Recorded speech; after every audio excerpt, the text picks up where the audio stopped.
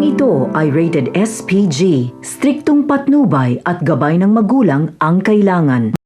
Ang mga dapat nating abangan sa FPG's Batang Quiapo.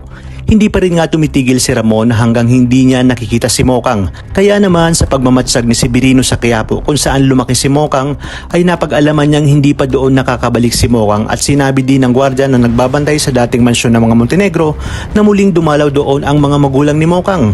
Agad na bumalik si Severino kay Ramon upang ipaalam na hindi bumalik si Mokang sa Quiapo. Ngunit sina Marsing at Nita ay muling bumalik sa kanilang lumang mansyon.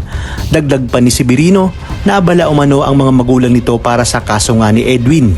Sa kabilang banda, magkakagulo sa mansyon dahil malalaman ni Ramon at Don Julio na nabawasan ang kanilang mga pera na siya ngang ipinatago kay Olga. Hindi kasi magtutugma ang audit kumpara sa aktual na bilang. Isang malaking tanong kung sino ang kumuha ng pera dahil wala naman umanong ibang nakakalabas-masok doon kundi si Olga. Dagdag pa nga ni Don Julio na alamin ni Olga kung sino ang kumuha ng pera dahil kung hindi ay malilintikan ito sa kanya.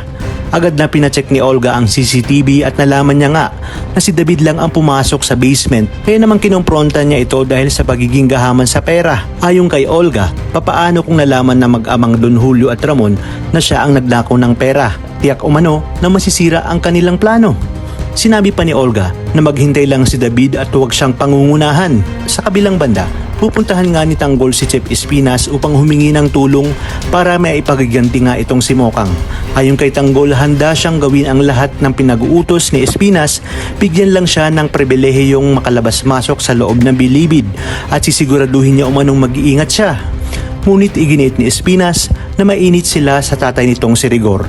Panigurado umanong mag-iimbestiga ito. Kaya kailangan nilang magpalamig. Ngunit may isa pa umanong paraan. Ang turuan ng leksyon si Rigor. At si Tanggol umano mismo ang gagawa nito. At sa oras na magawa ito ni Tanggol, ay magiging buo na ang kanyang tiwala dito at tutulungan niya nga itong makapaghiganti.